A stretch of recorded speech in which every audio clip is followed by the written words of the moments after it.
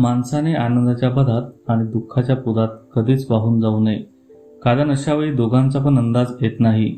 आपण कसे बोलावे हे शिकवण्यासाठी कोणताही वर्ग नाही, पण आपण ज्या पद्धतीने बोलतो त्यावरून आपला वर्ग निश्चितच ठरतो.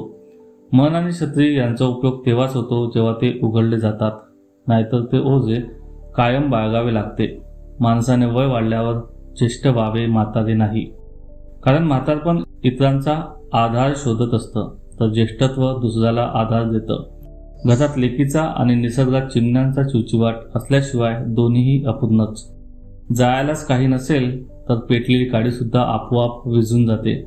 स्वभाव मनापर्यंत पोहोचला तरच आपुलकीचं नातं निर्माण होतं, नाहीतर ती फक्त ओळखच ठरते. चिंता केल्याने बिघडलेल्या गोष्टी चांगल्या होत नाही, पण त्यावर चिंतन केल्याने चांगला मार्ग सापडतो.